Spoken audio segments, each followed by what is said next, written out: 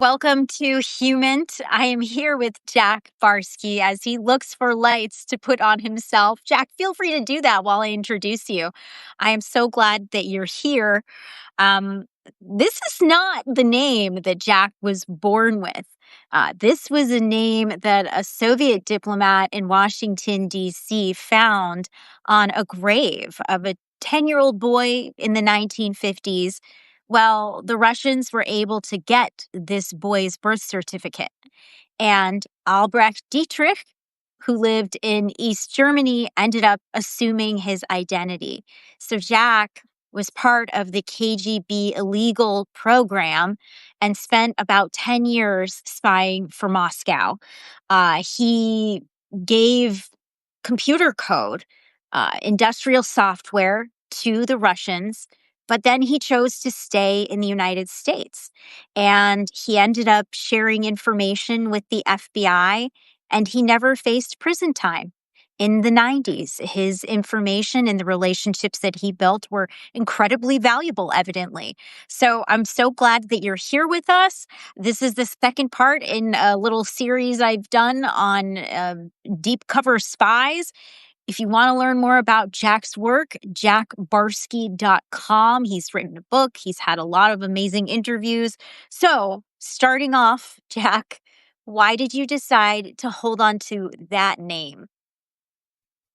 First of all, allow me to name the title of the book. It's called Deep Undercover. The retention of the name was discussed with the FBI. We understood that for me to change the name to whatever I were to pick would create phenomenal disruption for my family and would cause me problems employment-wise, because at the time I was made good by the FBI. I still worked in a company that could have fired me. So one thing they did, they went to Barsky's parents, who were still alive, and asked them if they had a problem with that, and they, graciously accepted the argument that this would be best for everybody involved. They must have been quite surprised to learn that someone had taken their son's identity. Indeed, obviously, yeah. I wasn't surprised to happen one day. Yeah, absolutely. So let's go back to the very beginning. How did you get entangled with the KGB, the illegal program? I know that the program essentially was called being a scout for peace, according to some reporting that I saw in preparation for this. Yeah, Scout for Peace. We didn't use spy. We both the East Germans as well as the Soviets. And I was recruited directly by somebody, a German person, not recruited. My first contact was with a German volunteer who worked with the KGB, and he just he popped into my dorm room on a Saturday. So you were in college? Pretense. Mm-hmm. Yeah, I was in college at the time. I was in my junior year, under the pretext that he was going to maybe recruit me to go to work for the company in that college town that that has an international name even today, called Zeiss Jena. Of course, it was a dumb lie, and I figured out that he had something else in mind. And eventually he changed his tune, and to make a long story short, after a lot of small talk and back and forth, he asked the question. He asked the following question: could you imagine to one day work for the government? And clever as I was, I didn't ask him what part of the government. I just said, yeah, but not as a chemist. So he got the answer to the question they didn't have to ask. I made it easy for him. And the next week, he invited me to have dinner, lunch in Germany with him. And that's where he introduced me to Herman. That was the name he gave the person who shook my hands. And when he opened his mouth, he had a Russian accent. And the German guy told me, he needs to leave. We're working with our Soviet comrades. And that's how I had my contact with the KGB, period P. Was this an exciting moment for you? Did you have questions about whether or not you really wanted to do this work? Oh, no, we didn't talk about this work right away. It was like, I'm so curious by nature, and I still am. So here was a situation that was very special. There was clearly worth taking a look into. I never thought I would ever be a spy, but here's KGB wants to talk to me, so why not listen? There was no danger involved. They didn't investigate me. And so, what did they see in you that made them want to move forward with you before we talk about the training? Well, the foundation was obviously ideology. I was a member of the Communist Party. I was very active in the communist movement of the university. And the other thing is, I was an A student, arguably the best student in the entire university, because I had received a national scholarship, that was limited to 100 concurrent holders in the entire country. So they found a really smart communist, and then I had to figure out whether I had some of the other things that they were looking for, unbeknownst to me. But this Herman worked with me for a year and a half to test me, to figure me out. One of the things that was important that I never lied to him. Okay. And I shared with him, even when I screwed things up, I shared stuff with that only I knew. And that he needed to figure out that I could be a creative in telling lies to get information out of people. He gave me a little test to do that. What tests? Can you describe some of those tests? Well, one of them, the most uncomfortable of them, was the word is elicitation. That is when you get information from somebody, and in the context of espionage, they won't even know what they shared with you and how important that was for me. So he gave me a task to, he gave me a name of a family and an address of a house, and he told me that I need to find out a little bit about a cousin of theirs that lived in West Germany, and if and when he was going to come to visit.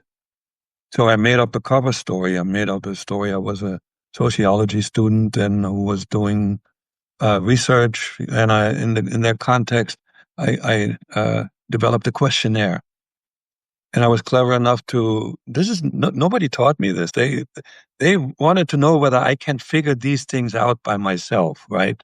So the questionnaire led very subtly to a point where I could ask some innocent questions about West Germany and the care packages that people would get from the West that I didn't get because we didn't have relatives in the West. You see where that went? Before you know it, she would tell me, "Oh, our cousin was going to come to visit, blah blah blah blah blah."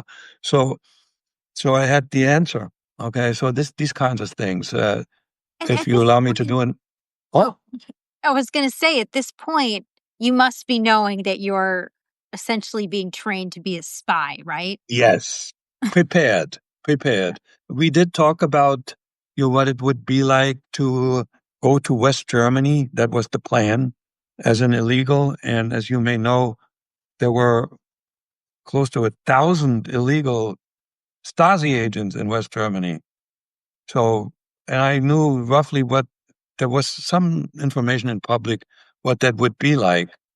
But it was never, the discussion with Herman never was, okay, so when are you ready? Nothing like that. Mm-hmm. That happened when I was totally unprepared. Did you feel like you were building up a friendship with Herman, or did you Yeah. feel like you were being used? Did you know you were being used in the early days? No, he was one of the College days? nicest guys that I met in the KGB. He became like a father figure to me. my dad had left our family, and he was age appropriate, so I was even able. I shared practically everything with him, including that I was shy around girls. And I still remember what he said. You got to understand that girls are looking for guys too. Yeah, it was friendship. Did you keep in touch with him for the decade that you spent spying for the KGB? Nobody keeps in touch. Okay.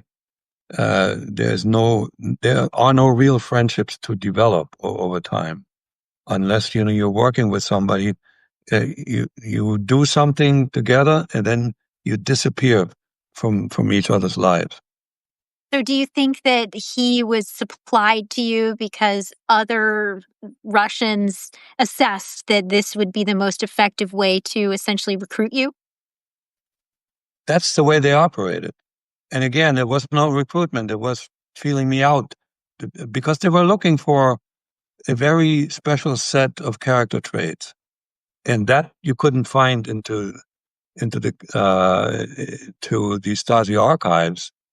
That said, I had really good grades, and I was a communist, and maybe that I was a basketball player, but everything else, they had to figure it out. It took 18 months for him to actually suggest that I be recruited. Okay. And so he sees that you have the ability to elicit information, you're creative, you're thinking on your toes. Academically, you've done well. So now recruitment. And I'm honest to the bone. Mm-hmm. It's very important for a lying spy to be honest. Depends who you're with, right? That's right. Yeah. It's funny when you talk to a intel officer, you never really know, is this person saying something because they believe it but so okay, so now we're at the point where you were officially being recruited. What happened after that? Well, when I said yes, I packed my suitcase. I didn't have a lot of belongings. A suitcase, what I had fit into a small suitcase and in a briefcase, period. And I went from the town where I studied, where I lived, to Berlin, had my first secret meeting with an address where this is where you meet. And then you have something in your hands or in your clothes, I forgot what that was, to identify the other person. And then you exchange code words. And that's what was my first official situation working with the KGB. I met my new handler by the name of Nikolai. He put me in his vehicle, and then we started talking. What next? So at some point, the tradecraft training begins. Describe that experience. I need to detour you a little bit. Okay. Because what next is very important. People will be very surprised with what I'm sharing with you now. So we sit in his vehicle, and Nikolai looks at me and says, "I already have a task for you," with a little smirk on his face. And I said, "Oh, that's exciting. What is it?" "You got to find a place to live." My heart skipped a few beats, Uh-huh. simply because that was a nearly impossible task. In East Germany in those days, there was a severe housing shortage. All housing was controlled by the government. You couldn't just go and rent a place. There was nothing available. It was all controlled by the party. So, well, I swallowed hard and I said, okay. And then I went about to solve this impossible task. So, real quick, I went as far away as from Berlin center as possible. Good hour by train, and knocked on doors. And eventually I found a lady who rented a one-room concrete building, which was sort of a shop building that had the furniture was a bed and a table, not even a chair. and the bathroom across the yard. So I moved in there, and I never told Nikolai. I never complained. I just said I found a place to live. That if I fail, this is why I'm sharing that with you, because I know now how they operate it. They throw you in the water, and if you sink, they don't pull you out. If I fail, I can't go back to university. I would have to and they would kick me out of the KGB, and I would have to find myself a factory or a farm job. That is how they treated their recruits. That's a tremendous amount of stress and pressure to put on a young person. You can succeed and continue with us, or you lose all of the academic credentials that you've amassed over your lifetime. You're living this simple, quiet identity, sort of off the grid. How did you handle all of that? But that's all hindsight. Yeah. Sasha, this is all hindsight. I just did what I had to do because at that point I knew I would not fail. And one of the wiring in me says stoic. Okay. So stuff happens, you deal with it, and you go on. And it, it, it's an odd phrase, but I was very playful. I was playing life. I never thought anything bad could happen to me. Listen, I grew up in a police state. There was no crime. We could be out in the dark. So everything was good. Everything was benign. And I did so great at university. I was recruited. So I didn't think about anything negative. Hmm. The stress is hindsight, and it never really happened. It was just, okay, I have a task. I can't fail. Wow. Interesting to know that this is how you feel looking back and to go through these layers in retrospect. Mm-hmm. Yep, indeed. And there was one more similar to that without getting into detail, and that was my first practice trip to the other side of the wall. And I know that this was another test because I met a high school classmate of mine who shared with me that he failed the test for the Stasi, and he got kicked out and never worked as an engineer in his entire life. That I found out much later. So it's all hindsight and research that I was able to do. I said, oh my Lord, what a dangerous life I lived before I even got to the enemy. Yeah, yeah. And in a way, there were a lot of strange twists and strokes of luck. Yes, So indeed. so so what about KGB tradecraft? This is a formidable enemy to the United States during the Cold War. Tell us what you learned. So when I use the word tradecraft, I refer only to technical skills. It may well be there may well be other training under that heading, but I never got it. So I'm talking about surveillance detection, secret meetings, communication or biosignals, Morse code, shortwave Morse code reception, decryption, encryption, secret writing, and some photography. And that was outstanding. But in Berlin, it was okay. I spent the first 2.5 years being trained in Berlin, Germany, East Germany. They didn't have very good specialists there. I spent 2 years in Moscow, and that's where all the training, the foundational training I got in East Berlin was enhanced to a point where I can say it couldn't have been any better. And my friend James Lawler, with whom I meet occasionally, And he was confirmed the that, first part of this series, yeah? yeah, confirmed that, yeah, this training was outstanding. But what I didn't get, no understanding what it's like to live as an American and act as an American. What I didn't get is psychological training. I didn't even get a psych test. It's just, again, throw them out in the water and see what happens. And so you get to I know you leave the Soviet Union and you are in Canada for a period of time Yeah. before you come to the United States. Tell us about the significance of that trip. especially in light of the fact that there was really no cultural competency training. Correct. So that was a smart move for them to send me. I forgot, it was at least a month. It was more like 6 weeks.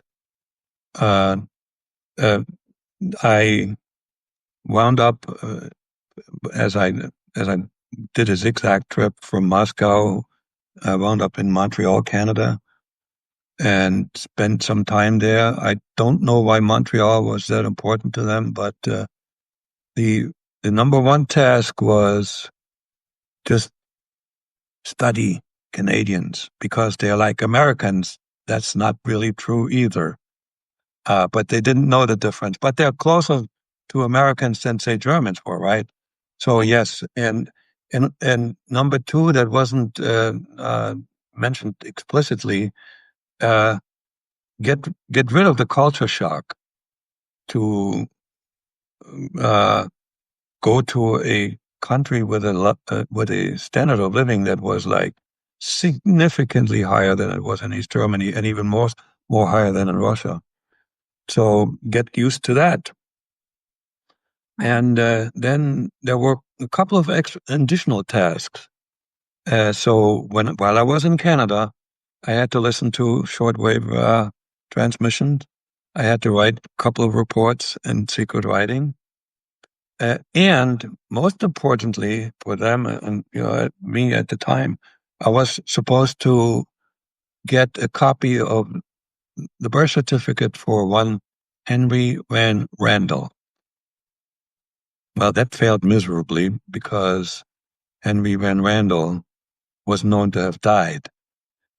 In most municipalities or wherever they keep the records, they didn't cross-validate, they didn't cross-check. So this one happened to be one where it happened. I sent him some money with a money order and in a letter. I said, "I'm Henry Van Randall. I would like a copy of my birth certificate and send it to this address." And then I didn't get it. And eventually I called him up on the phone, and a week later I got the mail. And this was a scary moment when I opened that letter.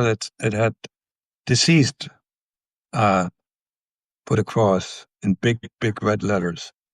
So here was an individual who is dead asking for his own birth certificate. At minimum, that's a criminal, and it could be a spy. The Americans notified the Canadians, and they were too slow to react.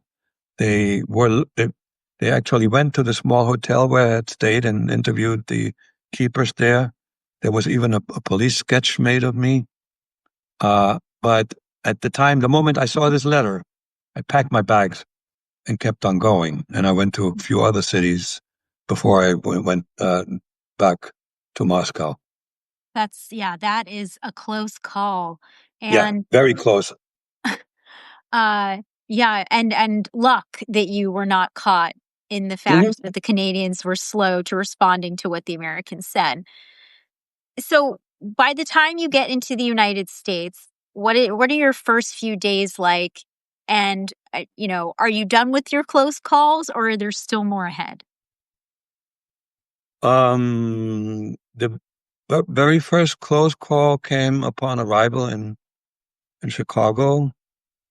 That was a significant mistake made by the KGB to have me go through a city when they didn't know anything about Chicago. There were no Soviet diplomats. There were no Soviets in Chicago. So I got no advice as to, New York, I would have known you don't go to Harlem because as a white person, you get in trouble. So Chicago, I had no idea, So I arrived at Chicago here. It was already pretty late. I got through customs and border control, and now I need to find a hotel. Yellow Pages. I forgot the name of the hotel. Picked one out, like at random. I flag down a taxi, and I tell the person the name, the address. And he was a light-skinned person, and he turned around as he starts the engine. He looked at me funny. Now, I was really tired. I was stressed out that getting across the border there with a false passport, that I was stressed. So I didn't pay attention, like whatever. So he dropped me off at the hotel, and I walked into the lobby, and it looked sort of like pretty cheap, but not forbiddingly cheap. Then I go to the counter, and there's plexiglass to protect the person behind the counter. They had not enough cultural reference to understand that this was unusual. Because I knew there was a lot of crime in the United States, so all hotels are probably furnished with this plexiglass. So I went upstairs, slept the night. Next morning, I go outside to look for a place where I could have breakfast. And within 5 minutes, I realized that I really didn't want to be there because I was the only light-skinned person in the streets. Now, 6'3" tall, the only white guy in this neighborhood with at this point, it was still about at least $5,000 in my pocket and a false passport. And how was your English? My English was good enough to pass in New York City, probably not in Chicago. But the thing is, what was I going to say here? You stood out. You stood out. That's for sure. I stood out, and later on, I realized I was in the south, right smack downtown in the south side of Chicago, which was and still is a crime-infested area. So, yeah, that was probably the most dangerous moment in my entire career before it even started. So when you were a little bit more settled, now you've got some credentials, and what was it? What was the everyday like? Eventually, you ended up giving computer code to Moscow. You told me before this conversation that you would fly to Moscow sometimes and have briefings. So how did you balance all of it? Well, first of all, the number one task for me was to integrate as well as possible into the society. That required, I had the Jack Barsky birth certificate with me. That was given to me when I left, just before I left Moscow. But that wasn't enough. I needed a driver's license and a social security card. That took me a year to acquire, and then I needed to have a job. Like you want to be an ordinary American, you have to have a source of income that's known to everybody. Otherwise, where do you get the money from? Are you a crook? So, and the first job that I took was bike messenger in Manhattan, because that didn't require a resume, didn't require any track. Nobody checked your background because bike messengers, that was a dangerous job, and they were in demand. So all I needed was a bicycle, a messenger bag, and the willingness to join Manhattan traffic. I did this for close to 3 years. Then I went to college in the U.S. and got a degree a business degree, a bachelor's, with a concentration in computer systems.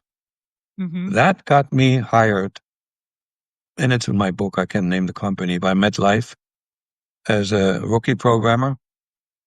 And I was really, really good. And I mean, within 3, 4 years, I was at the top rank. I was paid really well, so I even was able to buy a car Hmm. and had enough money to buy a used car in cash. Were So you were the you were you enjoying capitalism? Was it you bet, yeah. of course. You know, the food was better, the drinks were better, the girls were looking better because they were dressed more nicely. Everything was better. And So you know, the bike messenger job wasn't better, but you know, that's the price you pay. But once I was a programmer. I got to a point where I said, I really like it here. so as you're sending intelligence back to Moscow, are you thinking to yourself, maybe I don't want to do this anymore? Or were you proud of the fact that you were still able to gather this information? Was there any guilt? I mean, what's going through you as these moments come? Well, I have always been and still am today task oriented. So I never thought actively about just quitting. That happened later, but not because I liked the life in the United States. Um, I had some temporary thoughts that popped into my head occasionally. Man, I really love it here. It felt like communism. The insurance companies really took very good care of their employees, and we were paid well. So and I had a lot of good friends at work, and I was thinking, you know, I'm gonna miss this.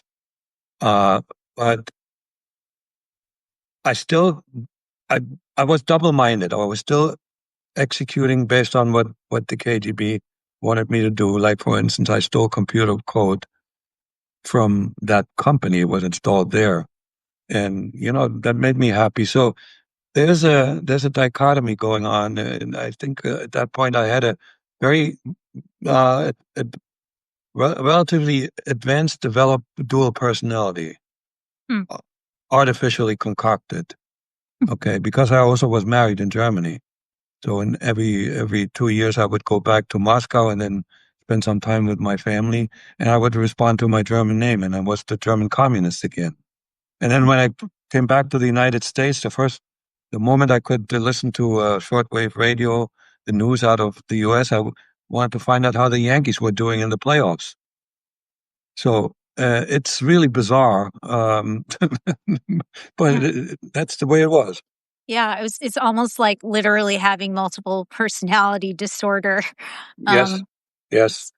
and at one point you told me that you think that you were being tasked to work with Aldrich Ames, who was an incredibly damaging spy for the Russians Yeah. inside the CIA.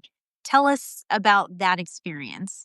Yeah, that's again hindsight and analysis and putting the dots together. As I already met, no, I didn't mention this. The most important thing, and this is again, I did learned from interviews given by ex heads of the directorate as the illegals directorate. The most important uh, aspect of us illegals living in the United States was that we were security, we were insurance policy, because there was some significant fear and reasonable fear that at one point diplomatic relations between the U.S. and the Soviet Union would be broken up. And in those days, the only spies, other than us illegals, however few we were, uh, that operated in the U.S. were diplomats. We had no diplomats, nobody who could interact with the two most dangerous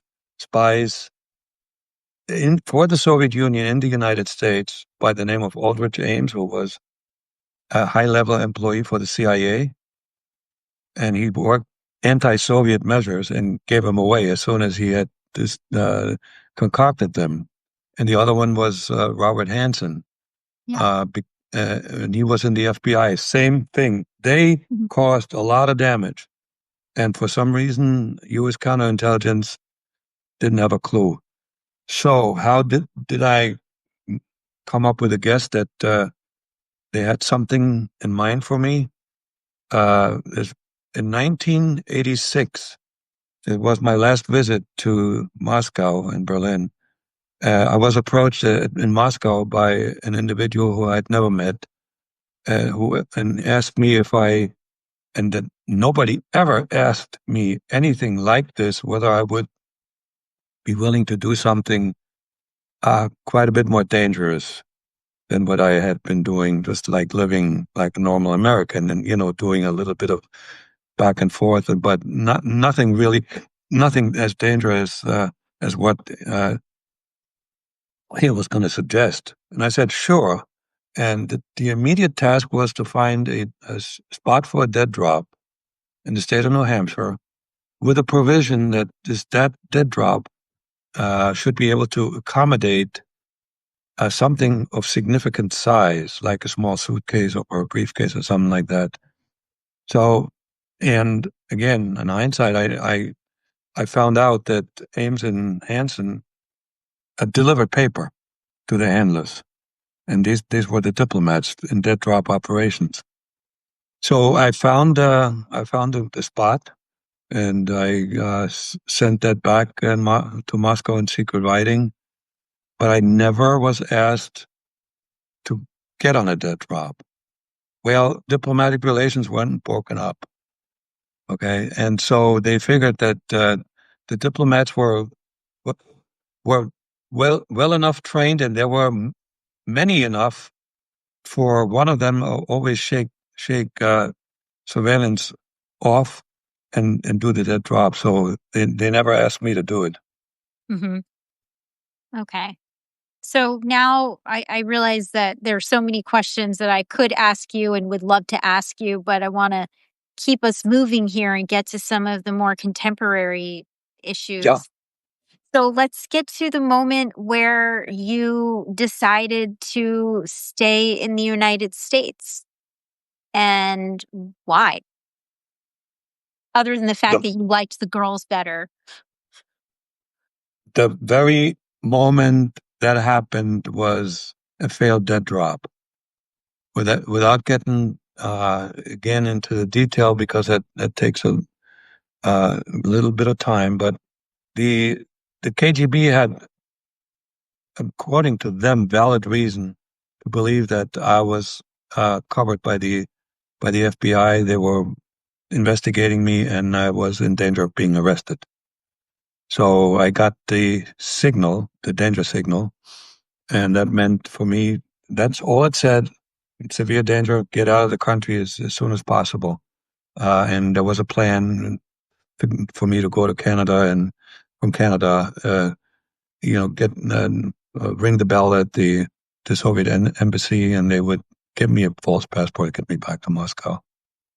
But here's the thing: what they didn't know at the time, and they never knew it, was that I had an 18-month-old daughter in the United States, and I had fallen in love with her deeply, unconditionally, like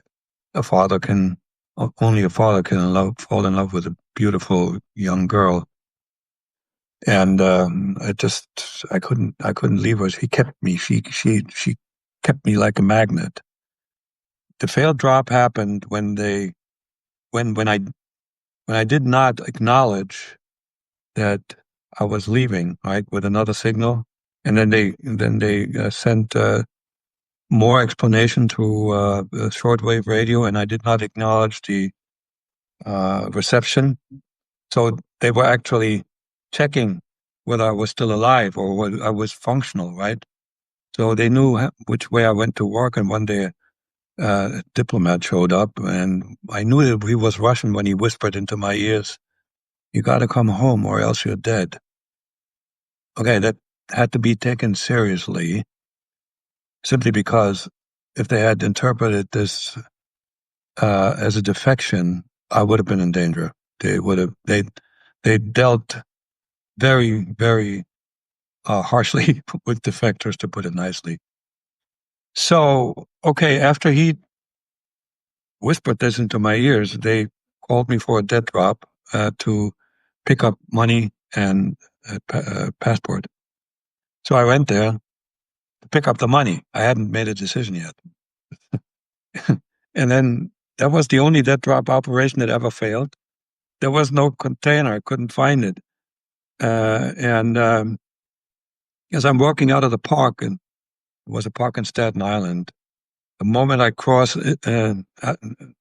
leave the park, 3 words popped into my head: I'm staying.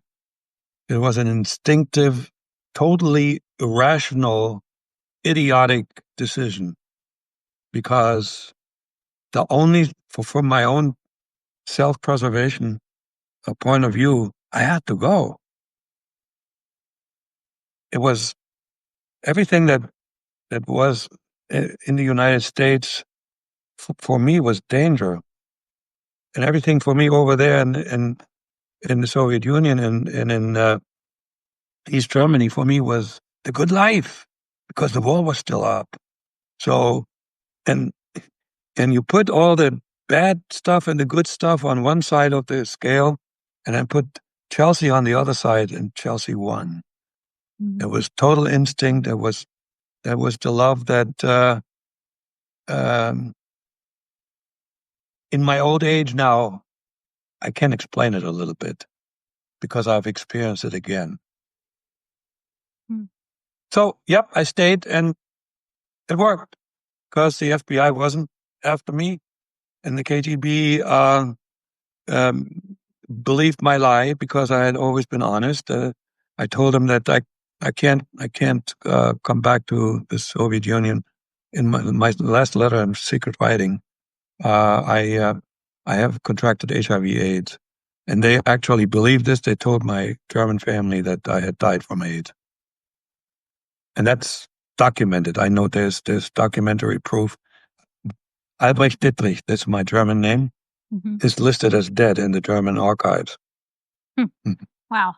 So the son of a deceased boy and now a dead man in your life. But okay, I know the Russians were terrified of AIDS. This is at a time when the epidemic has gathered a tremendous amount. So it was a strategic lie. But fast forward, they clearly know you're alive. I'm sure they figured out that you hadn't died. And I think about some. No, they didn't. Well, but they did not. They found out when I went public at CBS 60 Minutes interview. Right. And so from that moment on, they know that it's a lie. I'm thinking of a person like Sergei Skripal, also Russian intelligence. He was swapped, ended up in London, and he was poisoned. His daughter as well, poisoned in Salisbury. Big scandal. There have obviously been many cases where defectors have been targeted. Litvinenko and the case of polonium. There are so many examples. Yeah. Has there ever been a point since you went public where you've had to fear that the Russians maybe did want to retaliate because you chose not to stay with them, and because they know that you shared information with the FBI, which is why you were never arrested and ended up never imprisoned? Yeah, I choose not to live in fear. So I discussed it with the FBI, and particularly was I in danger? And the FBI experts agreed with me. First of all, I was not a Soviet citizen. Skripal was. It was. I did not betray the motherland, and my case was really old compared to some of the other cases that they worked actively and where they succeeded in killing somebody. So for them to put one of their very, very few specialty teams to work to kill me was just illogical, fundamentally, and we were right. I have been safe in this country, and I also traveled to a bunch of Western countries, including at the time neutral countries like Sweden, and nothing. No worries. No worries. Would you ever go back to Russia or to Germany? Are you kidding me? Germany's fine, but yeah. No, that's the place I wouldn't show up. I would fall out of a window. You would fall out of a window. I agree with that. Yeah. Do you know why? And I want your viewers or listeners to understand that. What would happen is the Russian press wouldn't say a word. Vladimir Putin would keep it silent. A Western publication would pick it up and then everybody knew that this guy who worked for the KGB passed away somehow in an accident in Moscow. That sends signals to all the other people. We're going to get you even after so many years. So that's why I would never show up in Moscow or any place where uh, where the governments are allied with Russia. Makes sense. I understand why you were the star student in school now, Jack. So, is there support among people who have defected or de facto defected in the United States? No, I have only one friend who was an illegal like me, but he lives in Germany. No support groups. There's nothing really, nothing at all. And the ones that defected most likely changed their name or may still be in the witness protection program. I kept my ID. I have a lot of friends retired from the FBI, CIA, and so forth. But there's no Defectors Anonymous organization. Well, maybe you're going to start one after you get off this call. You're welcome for the idea. Not a defector. I resigned. Well, And that makes me also somewhat unique. You don't design from the KGB. Yeah. I feel like you were in this magical window of time where shit did not get real, but we are in a very different era right now. Yeah. Good point. So what did you give to the FBI that allowed them to realize that you were incredibly valuable, but not a threat? Well, just like the KGB, they didn't really share this explicitly with me, what was valuable.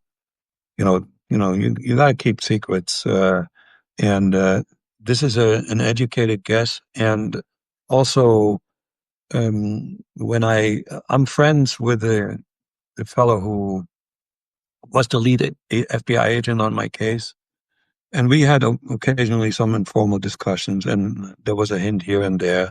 I mean, he didn't share a lot, but more general.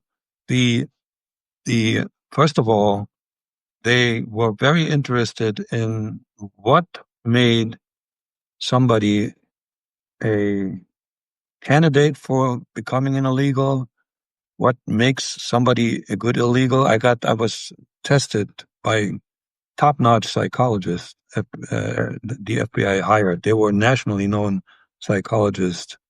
And methods and operations, the training, everything, they got it from the horse's mouth, right?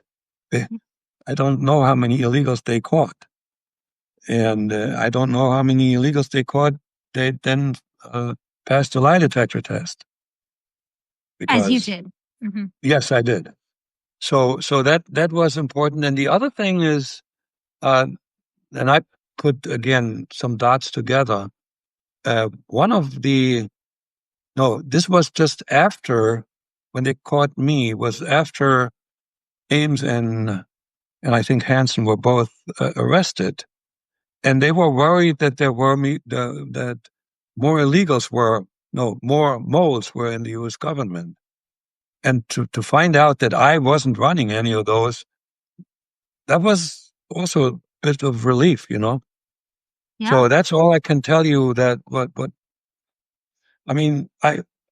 proof that that the information that I was able to share was valuable because this lead agent by the name of Joe Riley, he's in the book, so I can mention the name. He wrote the afterword to the book. Got a commendation from Louis Freeh, the head of the FBI at the time. And it's notable that you are still friends with him and Yep. some former CIA officers as well. That says a lot about you. And I'm wondering what you think the illegals program is like today. How we're living in these incredibly uh, what's the word I'm looking for? High stake, dramatic times where we have wars that we didn't back in this time when you were spying. Can I Um, use the S word in this I interview? mean, I already did, so go for it. It's a shit show. It's a total shit show right As now. far as the quality, when the train with all the flaws, but the training I got did not make me fail operationally. The 2010, there were like 10 illegals were arrested, It's the Russian illegals. Operation Ghost Stories. And yes, and ghost stories. There's a video out there. It's an FBI surveillance video, and it showed them in action. They make every mistake in the book. They would have failed tradecraft 101. I mean, terrible. That doesn't mean there aren't illegals all over the world, Right. but Putin is throwing volume into this game.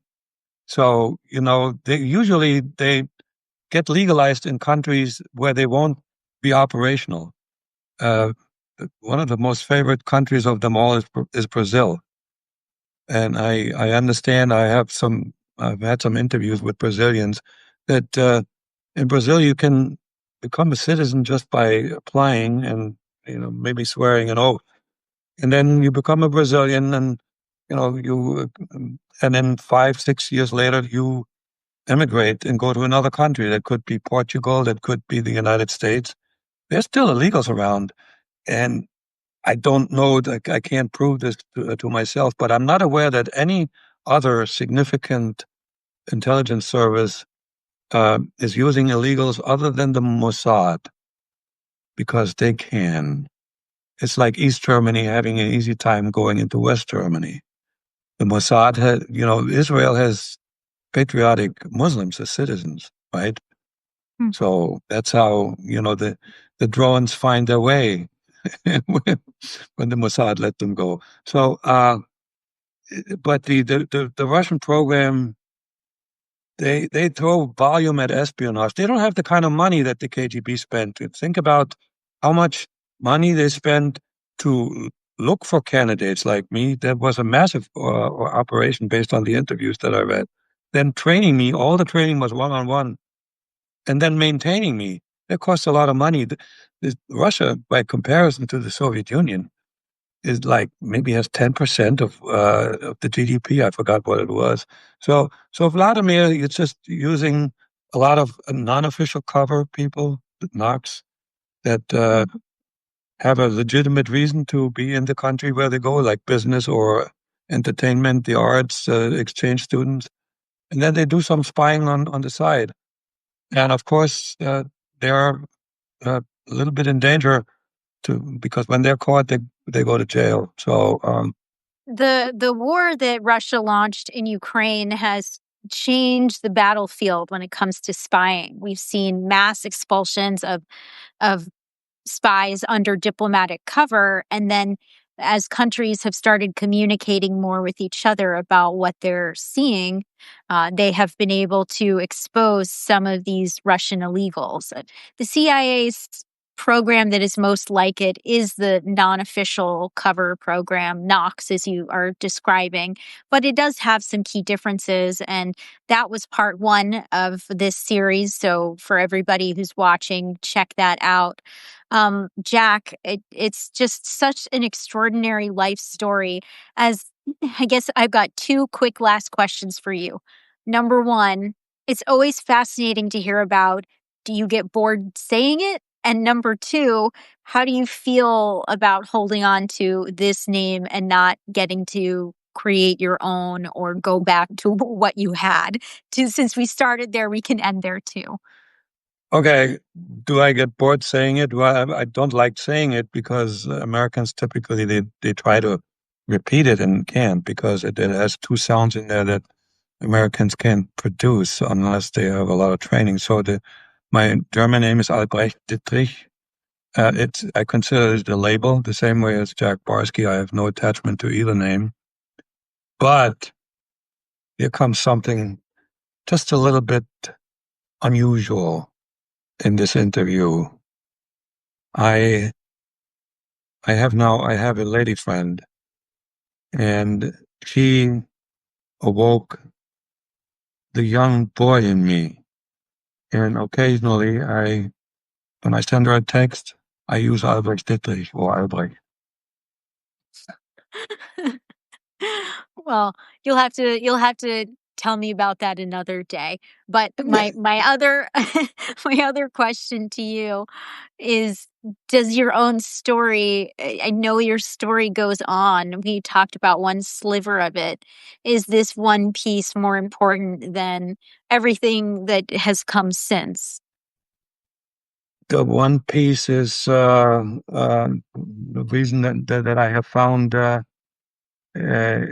finally found a purpose in life, which I sort of am wired to do anyway. That's helping others, particularly helping people who are worthy of helping. And there's a lot of people out there. There's a lot of people, and they're even starting.